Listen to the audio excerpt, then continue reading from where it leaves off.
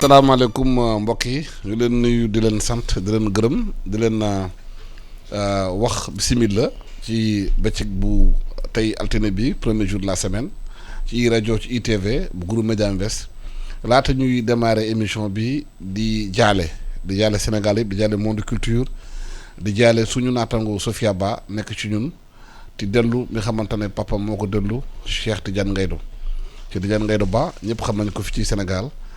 ku xarañoon la ci mbirum culture ku jógoon di défendre culture sénégalaise la te nit ku baax la woon fu mu gis nit dina ko gàttandu waxtaan ak moom ubbeegu fu mu gis bëñam mi la ñu gis ñu ngi ñaan yàlla yal na ko yàlla xaree jann di jaale Sofia Ba bu baax a baax di jaale njabootam di jaale doomam Mbaba Jaxu Ba ñoom ñëpp ci li xamante ne seen papa dellu na àdduna di jaale conseil économique et environnemental fu mu doon liggéey di jaale ñëpp yi xamante xam nañu Cheikh Gaïndou Ba bu loolu weesoo tey dañuy waxtaanee mooy li xamante ne mooy aide publique au développement boo gisee ñu sumu waxtaan bi tey nag li ko waral mooy gis ngeen temps yi dañuy jàpp kii di Boubacar Seye te dafa defoon benn sortie moom nee na nguuru Sénégal day recevoir aide yu bëri jógee bitim réew ci biir immigration clandestine bi te mu ngi laaj xaalis bi fa la jaar xamaguñ nag ba léegi la koy procureur di war a wax ci loolu lan la wax bu tax ñu téye ko ñu ngi xaar ba ñu xam lu ci maanaam am loolu nag prétexte la pour ñu waxtaanee maanaam ndimbal bu jógee bitim réew muy wax aide publique au développement di dugg ci suñu réew yi loolu moo tax tey ñu am mbégte di dalal Alioune Dione di économiste di expert en développement spécialiste des politiques de développement public di tamit di maanaam dalal Daouda Tall di éditorialiste consultant économiste xam aussi matcham ci mbirum yooyu ñu ngi leen di nuyu di leen gërëm di leen dalal fii suñu studio Daouda Tall dañoo constaté at bu nekk bu ñu xaymaa Sénégal ëpp na ay 1000 milliards xamante dugg ci réew mi ci aide publique au développement lay jógee ci dëkk bitim réew yi ñoo koy maanaam dimbale Sénégal waaye aide la tudd waaye nag aide bi xam ne ni nga remboursé loolu lan la am comme impact ci réew mi. waaw Alassane jërëjëf maa ngi lay nuyu di nuyu auditeurs yeeg ñi ñuy déglu ak téléspectateurs yi di profiter aussi di le rejoindre si njaal bi nga jaale sànq di ñaanal Sénégal jàmm di wax ne sa question bi am na solo parce que aide publique au développement dafa nekk loo xamante ne suñu réew yi en règle générale réewu Afrique yi Sénégal tam bokk si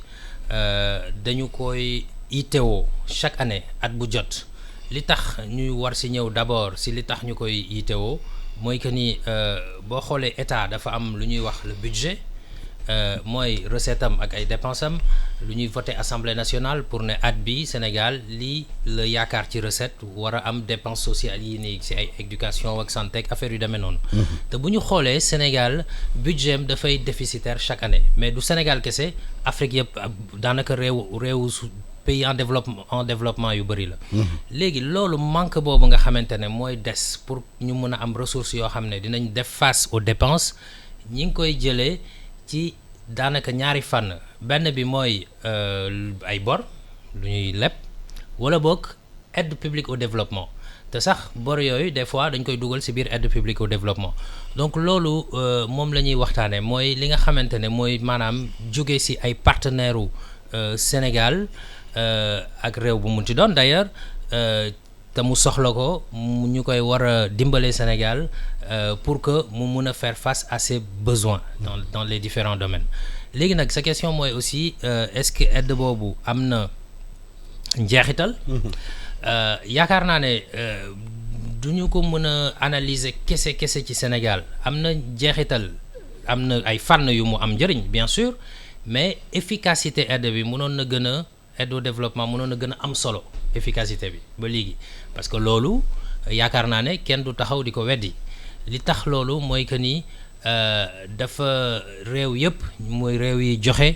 ak réew yi jot dañu booloo reconnaître ni que depuis une cinquantaine d'années depuis les indépendances aide au développement boobu mi ngi dugg ci réewu Afrique yi ci dugg ci réew yi mais efficacité biñ ci doon xaar amu ci daanaka am na benn fànn mais des na daal lañ mën a wax loolu li koy firndeel mooy dañu am li ñuy wax la déclaration de Paris sur l'efficacité de l'aide publique au développement mi ngi am en 2005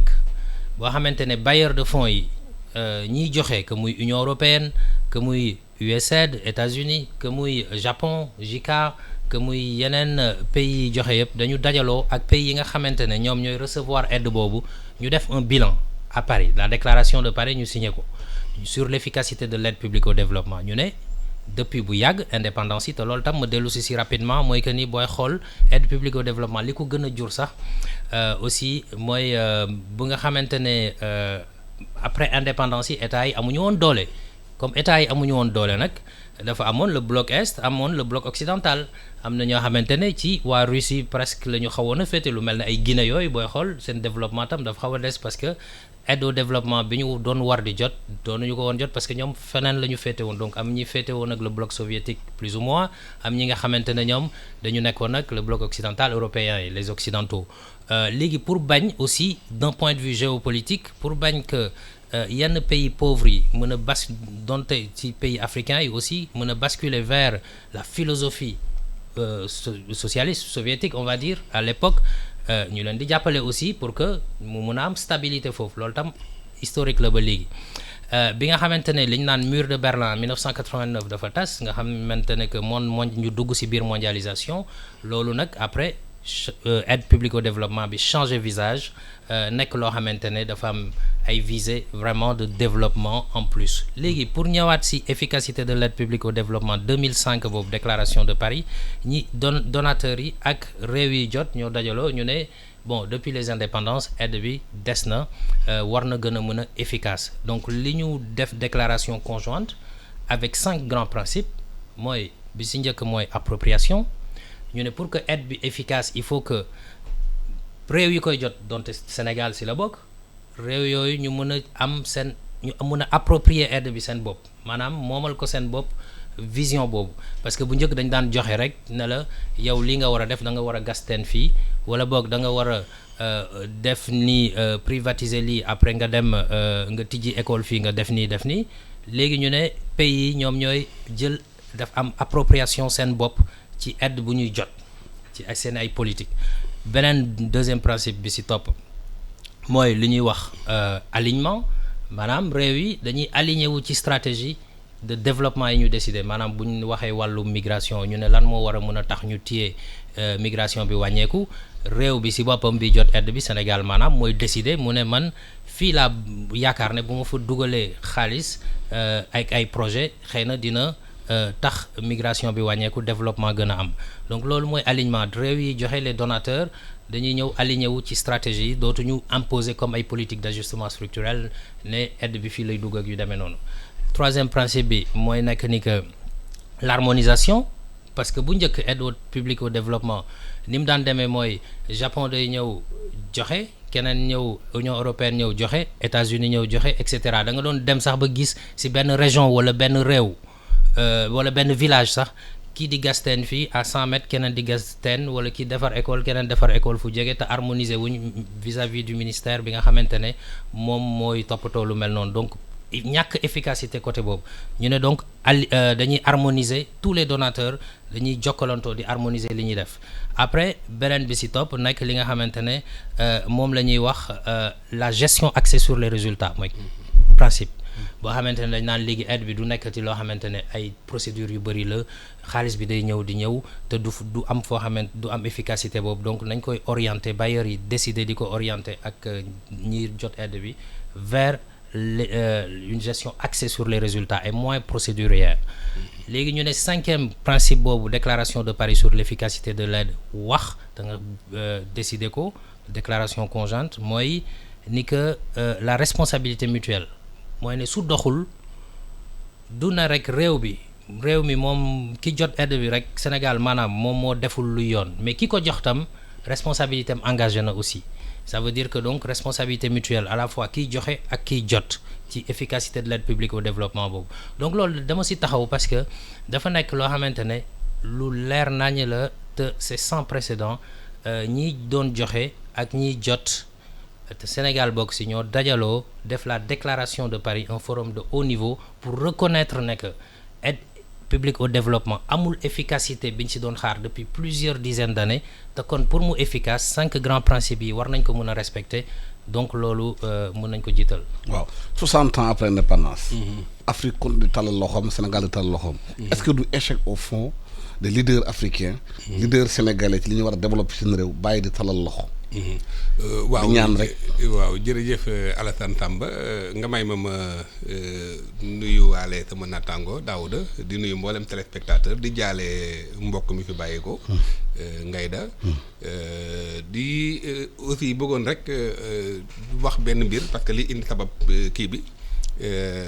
teg kii bi actualité bi ñuy débattre mooy. arrestation Boubacar Seye ndax yàlla dafa dogal ma xam ko. mos naa bokk sax ma ak moom benn plateau. ma xam ci moom nit ku baax nit ku bëri teggin. xaw ma dëgg-dëgg lu tax ñu arrêté ko ba tax na du ma ci wax. ci lu nekk ci justice. waaye li ma mën a wax mooy vidéo bi nga xam ne man moom laa ko gis te ñi ne moom moo tax ñu arrêté ko. vidéo boobu man damay wax ne rek dafa nekk nit koo xam ne da doon wax xalaatam en tant que société civile. ba tax na may ñaan vraiment ñu bàyyi ko ndax du place am du fi ñu ko téyee. ndax nit ku mënul a rëcc. te yoon mën a def liggéeyam am naa yaakaar war nañ ko mën a bàyyi. bu ñu xamee nag la tax ñu téye ko ba xam ne loolu it dafa laaj ñu téye ko boobaa kenn du ci wax waaye nag li ma doon wax rek ci loolu mooy mbir moomu parce que dafa ma xaw a ñor. muy sama wëllëre bu baax. donc loolu moo taxoon ma bëggoon a wax ci loolu. bu loolu jàllee effectivement. di nuyu mboolem téléspectateurs yi di wax ne li nga wax nii wax dëgg yàlla lu wër la maanaam 60 ans après mu mel ni situation bi changé wul dafa nekk lu doy waar. loolu nag Alassane Tamba man li ma ciy jàngat moo di ne jot naa am occasion wax ko te dama koy wax assez souvent c'est que en réalité mosuñoo def évaluation de la politique publique au Sénégal. soo ko waxee nit ñi dañuy jaaxle évaluer ab plan bokkul ak évaluation politique publique parce que ab plan lu koy tax a jóg benn contexte bu disons peut-être conjoncturel ñëw na ñu teg benn plan mais sookul bi dëgg-dëgg mooy la politique publique. politique publique boobu nag moom la ñu mosul a évaluer c'est ça le problème du Sénégal léegi su ko defee ce sont les fondamentaux la politique publique su fekkee ne yow fondamentaux yi xooloo ko ba xam ndax baax na destination bi ñu war a jëm. parce que lu stratégique moom. mooy maanaam dërëm boo dugal. waaw ñu vérifier ndegam dërëm bi egg na fu mu war a egg. waaw te egg na mucc na ba egg. mucc na ba àgg. mais yooyu yëpp sookul bi ko gën a rëy bi ko gën a kii mooy développement bi. ndax man damay wax naan ñun développement la ñuy def wala atténuation. atténuation rek. atténuation parce que li tax ma wax loolu mooy li waral moom vidéo boobu moom dafa wax ne. boo xoolee développement bi ci boppam ci aide publique bi c'est pour la lutte contre l'extrême pauvreté moom la wax. moom kii Boubacar Seye. donc ça veut dire que kon atténuation la ñuy def parce que lutter contre l'extrême pauvreté du développement. voyez dafa mel ni ku nekk ci ay activités ay génératrices de revenus kooku nekkagul ci ay entreprises donc ki nekk foofu nekkagul ci développement maanaam survie la nekkagum en quelque sorte léegi sunu problème nag mooy su ñu jëlee. aide publique au développement bi en tant que tel Daouda leeral na yu bëri vraiment il a campé le contexte. mën nga xool ñetti mbir muy aide bi en tant que tel muy aspect endettement bi bor bi nga xam ne dañ koy def muy aussi ressources yi internes yi gis nga ñetti piliers yooyu dafa nekk piliers yoo xam ne dañ ko war a articuler ci kaw ban modèle de développement lañ bëgg xam nga ñun bi ñuy jot suñu indépendance. tey foofu la ñu war a na définir véritablement modèle de développement bi ñu bëgg su ma la joxee benn exemple toujours li ñuy régler ci sunu plan yeeg yëpp mooy nañ jóge fii dem file mais tey mënoo am sax prototype Sénégal bi ñu bëgg à l'échelle internationale mënoo ko lire. Sénégal ban position dëgg-dëgg la war a am. en tant que nation comme les grandes nations. loolu ci modèle de développement bi. dafa flou daal. leerul boo kii doo gis. foofu it moo tax damay j'aime bien mon professeur kii Diagne. Cheikh Omar Diagne. parce que il a parfaitement raison boo xoolee république du Sénégal bi on n'a pas encore une république sénégalaise su ñu defoon évaluation de la politique publique on aurait eu une république sénégalaise gis nga temps yi li am ci problème mu la notion de république avec les replis identitaires communautaires yooyu yëpp nag. la politique publique de développement moo ko doon régler nga xam day am benn consensus bu sacré boo xam ne toutes les forces vives toutes les communautés dañ koy jël en compte su ko defee ñu nekk une véritable nation loolu moom mooy enjeu bi. léegi aide publique au développement bi en tant que tel man yàlla dafa dogal mën naa ne ci laa def sama thèse doctorat. ndax bi may def sama thèse dama jël développement financement du développement après ma étudier l'aspect planification place de la planification dans le processus d'élaboration des projets et programmes ma jëloon juróomi cas Union européenne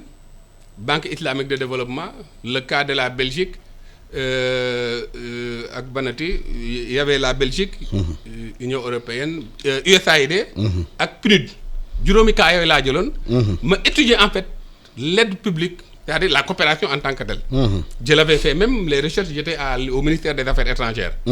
alors bi may def recherche yooyu aide bi li tax ma ne efficaceul c'est pas efficace en réalité vraiment bu dee Boubacar loolu lañ ko arrêté scientifiquement moom il a raison xaw ma nag lan nag. parce que aide bi réglewul dara. réglewul dara mais nag le problème il faut nuancer. su fi aide bi nekku doon lan moo fi am musiba moo tax ma ne atténuation la. day wàññi coono rek. yaa ñuy coono. c'est ça loolu nag la ñu war a bàyyi. waaw c'est-à-dire il faut que ñu am courage repenser notre modèle économique foofu lan laa ci jàngat pour wan la ne aide bi efficaceul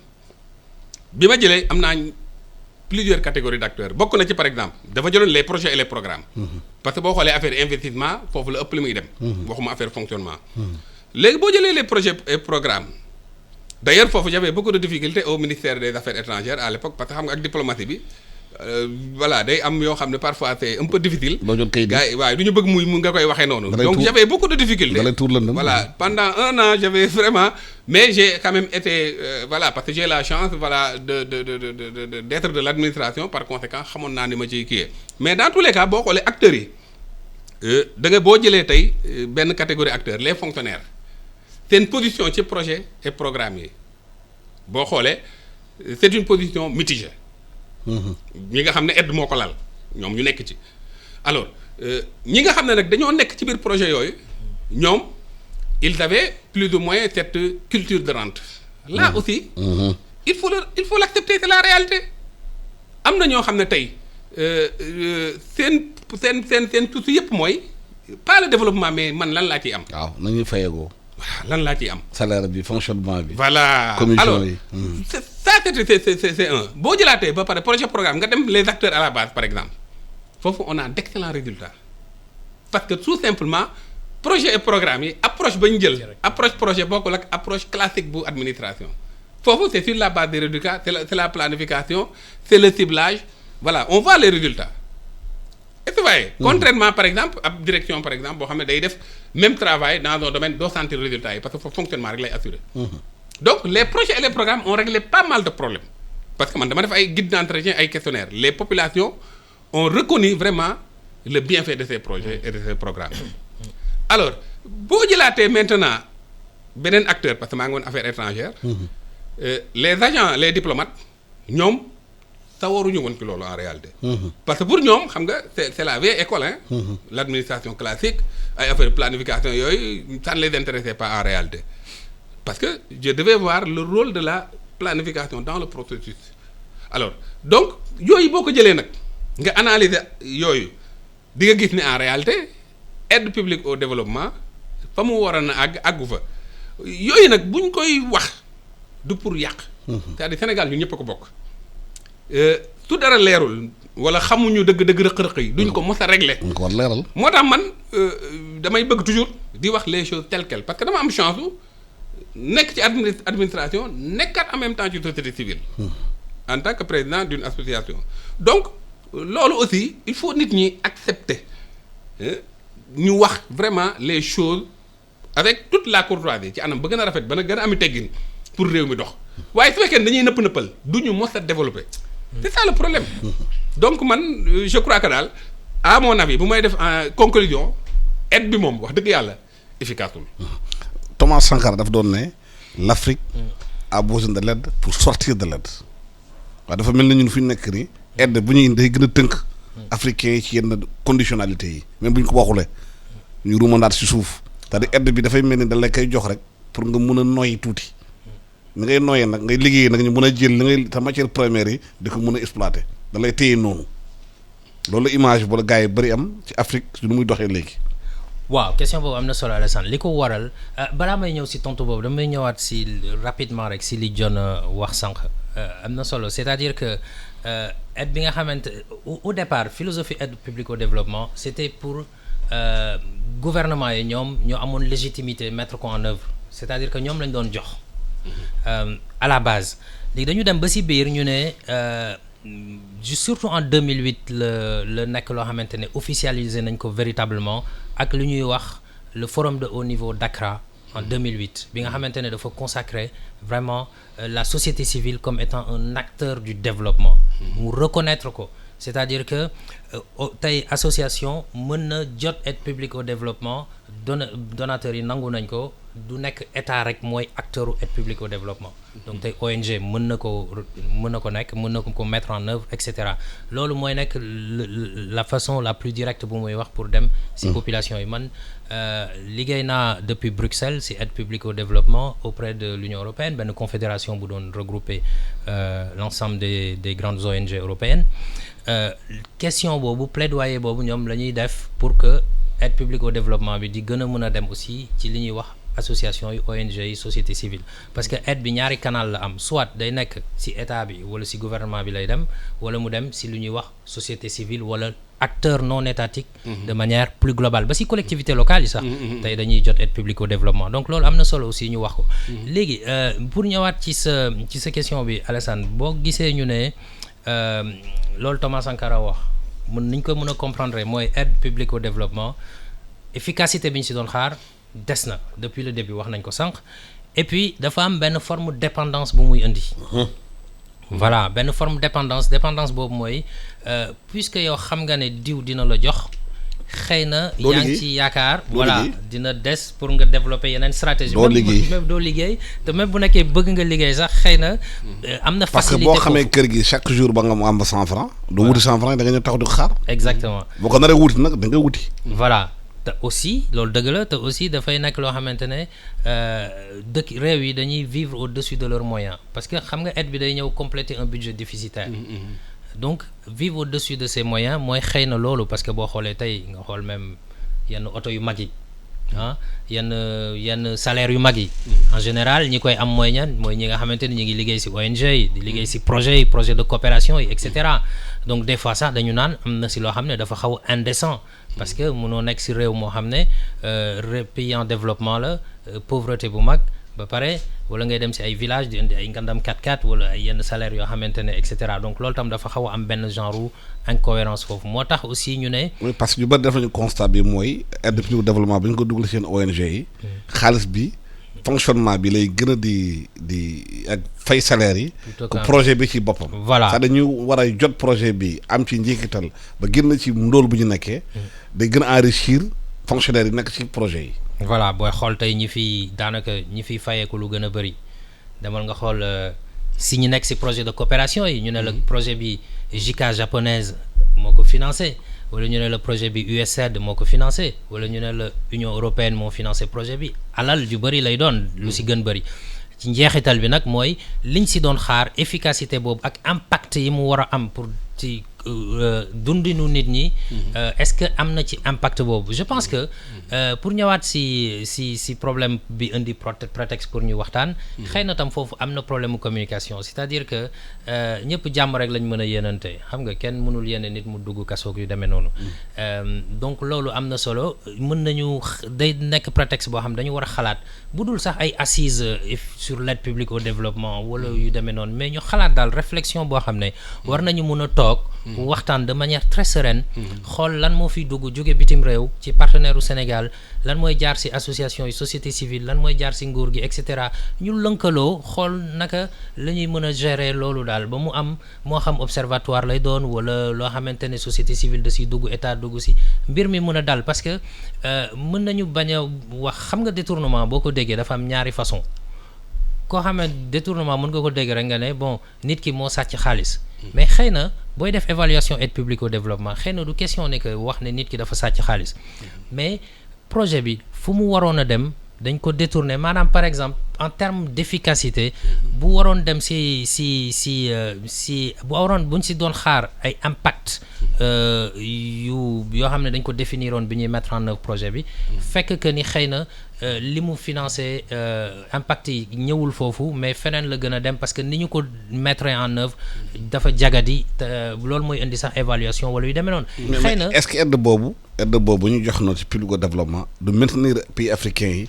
ci une sorte de dépendance. tout à fait day maintenir africains yi si une sorte de dépendance je réponds li may tontu mooy dëgg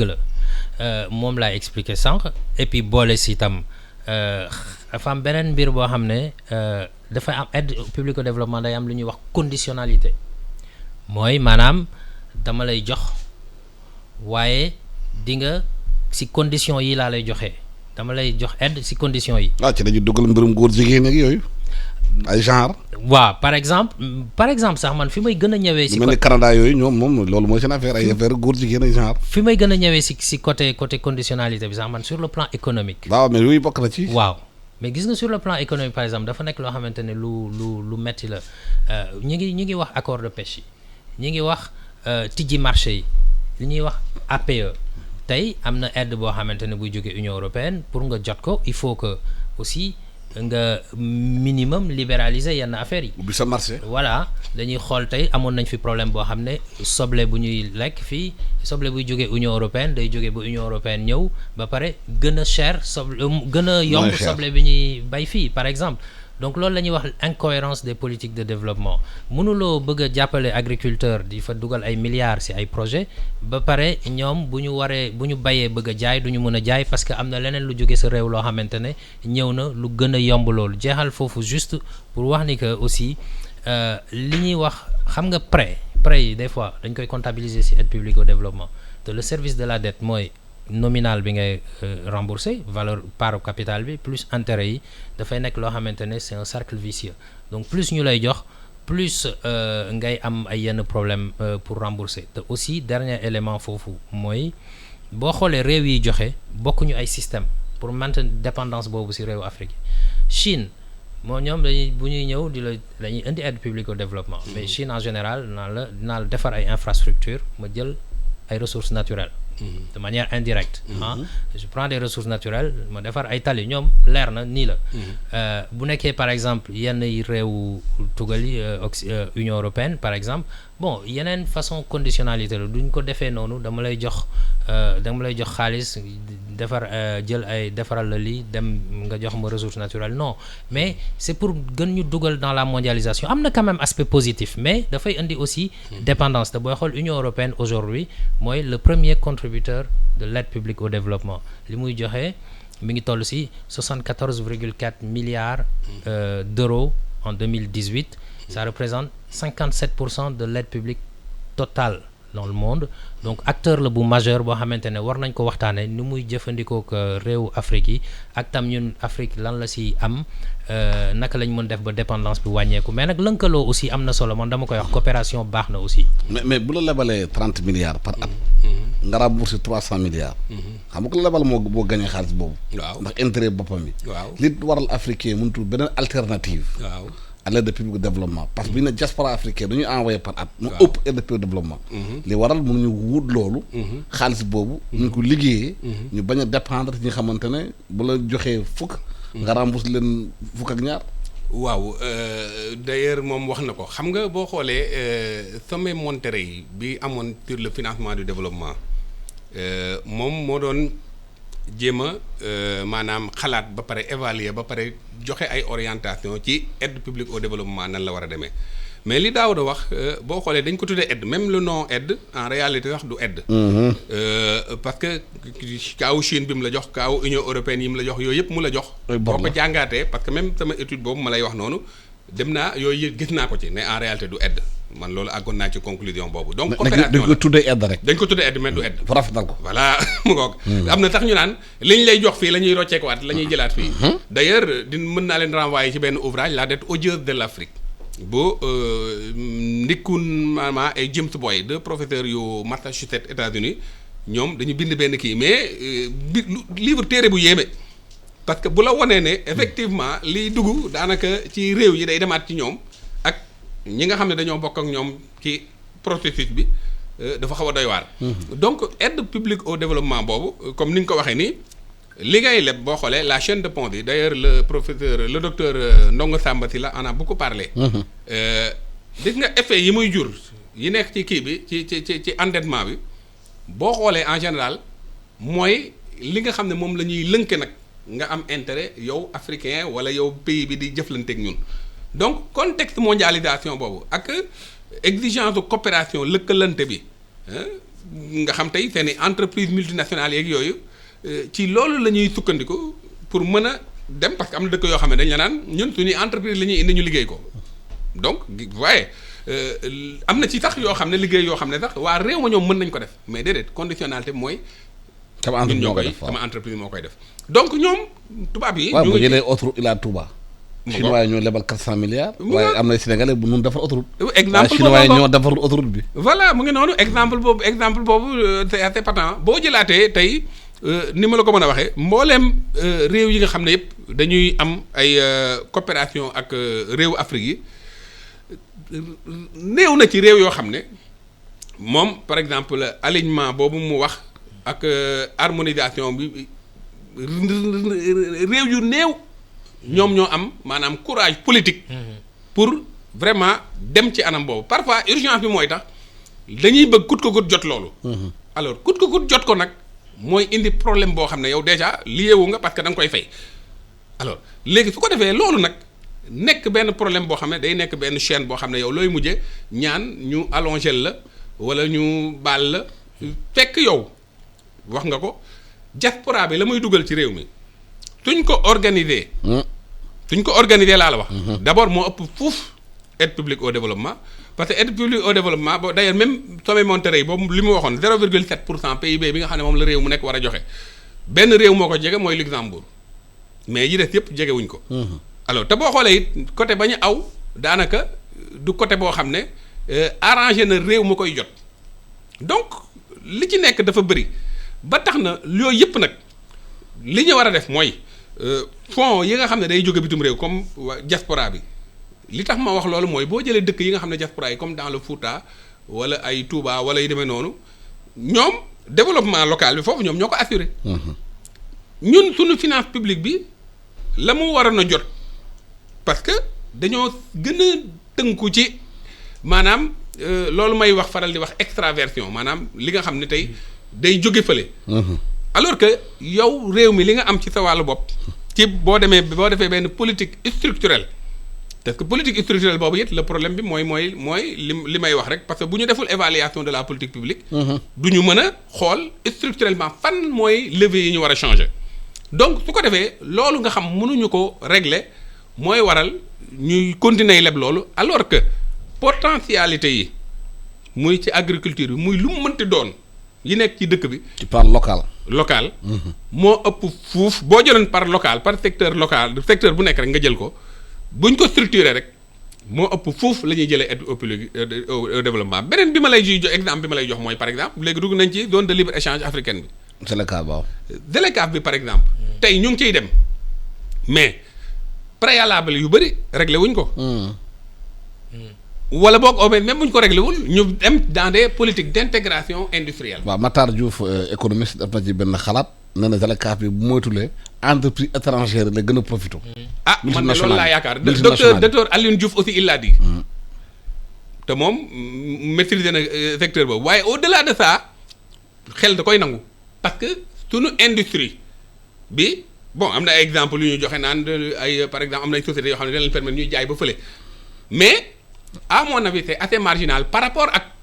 potentiel li fi nekk. c'est-à-dire bu ñu fexe woon structure xam nga industrie comme dañ ne dafa moo gën a laaj ay investissement mais politique d'intégration économique yi ñuy def et monétaire mais pourquoi pas ñu définir des politiques industrielles yoo xam ne dañuy soutenir les industries à la base pour mu compétitif sachant que dañuy dem ci ZLECAf voilà yi nga xam ne tey parce que dimension yëpp dafa am la dimension interne externe dafa am solo ci développement. donc approche communautaire c'est pas pour rien ñu dem ci UEMOA c'est pas pour rien ñu def CEDEAO parce que loolu mooy tax réew yi ci nekk régler loo xam ne ñoom rek mënuñu ko régler donc loolu dañ ko war a topp jusqu'au bout donc fonds de la diaspora boobu su ñu ko jëlee valoriser li ñu am parce que domaine boo jël rek valoriser wu ñu même pas 15% domaine boo jël yëpp nag boo jëlee en moyenne domaine yëpp nag laa la wax muy agriculture muy pêche kon ça veut dire que kon su ñu valoriser woon loolu avec tout ce qu'il y a comme la mise en place d'un cadre maanaam cadre réglementaire ba pare décentralisation bi ñu def une pleine décentralisation ba pare tous les secteurs parce que développement lépp day ànd gis nga les missions régaliennes comme ay police comme ay gendarmerie comme ay justice ak les missions de développement de création de richesse ñoo war a lëkkaloo. pour un même objectif. loolu nag politique publique mooy régler loolu parce que boo wax na ko politique publique de développement lu tax ñu koy wax léegi waxatuñ politique d'état parce que c'est approche inclusive boobu la pour que les ONG la société civile toutes les forces vives mën a bokk ci processus de développement bi. léegi nag tant que nag état moom ci boppam day yem ci li nga xam ne moom mooy approche classique bi recettes yi muy jël fii ci kii bi alors que amul politique bu soutenir lay génne recettes yooyu maanaam pour nga am ab fiscalité da ngay créer ay richesses c'est le cas des infrastructures bu développé te sokkul ba war a tax parce que pour transport des biens et des marchandises la waaw mais su fekkee def nga ay infrastructure amul ay biens ak ay marchandises c'est-à-dire concomitamment agriculteur beeg pêche beeg yëpp doy bu dara dafa war a lëkkaloog ak ay infrastructure mais xam nga lan moo ñu nar a dal ay infrastructure yu bëri te amul ay entreprise yu ko yóbbu yu mu ménga loolu moo dal Guinée équatoriale moo dal yeneen dëkk donc parce que loolu parfois mooy gën a arrangé yow ci peut-être li nga bëgg ci bilan pour li nga bëgg a wone mais structurellement foofu la ñu war a dem lan la ñuy def ba nga xam ne tey lii bu ma ko defee dina nekk jalon boo xam ne dinaa mën a optimiser lépp li ma am mooy fonds de la diaspora muy li fi nekk fii su ko defee yow plus loolu parce que c'est une logique mathématique plus yow loolu nga di ko dooleel rek moins nga dépendant ci la théorie de la dépendance bokk na ci théorie des relations internationales tout comme la théorie de la coopération bokk na ci le professeur Samirani l'avait dit système bi le centre de la périphérie bu ko donc loolu rek moo la ci mën a dimbale donc je crois que Alassane man daal aide publique au développement bi il faut ñu repenser ko vraiment avec toute la diplomatie parce que du autarcie am réew amul benn réew boo xam ne yow mën ngaa dem yow kese non mënul nekk mais war nga mën a am fulla nga wàññi yalawaan bi mais Rwanda def na ko Rwanda ba mu amee fulla mais France moo daw di ko neexal ki ñu teg OUF léegi lu tax parce que dafa daw bàyyi seen làkk bàyyi gi kon mais su ko Rwanda mën a yeneen réew mën ko su fekkee kenn ku nekk ñoom amuñu fit seul mais ñu lëkkaloo def benn ndànk comme on dit donc je crois que loolu mooy problème bi dépendance bi daal tant que mu ngi am aide bi vraiment du mën a nekk li ñu bëgg. waaw lu ñu constaté mooy ci mbirum économie rajo yu bëri wax na ko international ne nañu feebar bi pandémie bi wàññi na 40% capacité économique réew yi est-ce que loolu du tax réew yooyu gën a réorienter ñoom tamit seen i tànk seen loxo ñu teg ci Afrique parce que Afrique mooy pourvoyeuse pour ñoom de matière première parce que Afrique bu amulee France du am États-Unis du am parce que matière première fii lay jógee parce que il faut ñu noot réew mi jël matière première yi ñu tax seen industrie mën a dox te ñii ñu ngi si jafe-jafe ñoom est-ce que amul stratégie bu ñu teg ñoom gën a teg loxo ci ressources africaines yi fekkee africains yi yeewuñu. dañ doon wax ne même avant pandémie Covid-19 bi lu ñu doon wax mooy booy xool l'avenir c'est l'Afrique loolu ñëpp nangu nañ ko. pour ñoom. voilà. loolu est-ce que pour les Africains l'avenir c'est pour l'Afrique. c'est ça la question parce que booy xool président français wax na ko président chinois enfin gouvernement pays étrangers yëpp nangu nañ ko que ni l'Afrique mooy l'avenir. te loolu ñëpp nangu nañ ko mais loolu sax avant pandémie bi mais après pandémie bi li mu la bëgg a wax foofu mooy dafay nekk loo xamante ne day gën a dëggu waaw parce que wàllu ressource naturelle mi ngi fi même sax bu ñu demee parce que ressource naturelle dafay jeex pétrole boo xoolee fii ak 50 ans mun na am dafay jeex leneen ak leneen donc même sax Afrique erreur bu ñu mës a def mooy aussi basé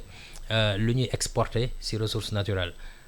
suñu coopération ak yeneen réew yi souvent ressources naturelles la booy xool da ngay gis ñoo xamante ne boo jëlee seen recette d'exportation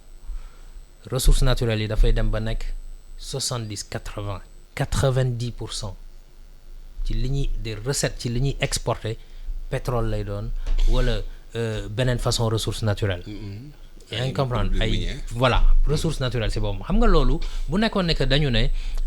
90% des recettes d'exportation suñu réew mi ngi nekk loo xamante ne dañ ko transformer ci réew bi industrie bi fii la jógee ay doomu réew mi liggéey ci ñu koy doog a exporter loolu mais loolu économie njiit yi xam nañ ko mais li waral mënuñu changer paradigme yàgg na mais xam naa nag bon changement bi mooy industrialisation bi ñuy wax am na quand même plan yu bees yi am yaakaar naa ne objectif bi loolu la boo jëlee Côte d'Ivoire tey ñu ngi góorgóorlu Sénégal mi ngi góorgóorlu quand même boo jëlee yenn réew itam ñu ngi góorgóorlu daal Rwanda mi ngi nii et cetera mais il faut que ñu gën a dooleel je pense que plan yi nga xamante ne vision à long terme la bon boole ci plan Sénégal émergent mën nañ ko wax aussi parce que objectif bi je pense que baax na maintenant nag toujours mise en œuvre bi la ñuy wax est-ce que plan bi baax na est-ce que ñi koy mettre en œuvre sur le terrain ñu ngi koy def aide publique au développement boobu di dugg ci biir est-ce que fu mu war a dem mi ngi fay dem ci wàllu efficacité loolu noonu yëpp ay questions yu ñu war a laajte la mais donc l'avenir Afrique mooy avenir bi mooy que ni ëllëg dañuy gën a soxla Afrique même bu ressources naturelles yi jeexee parce que la démographie wax nañ ko xam nañ ko l'Afrique la population dafay yokk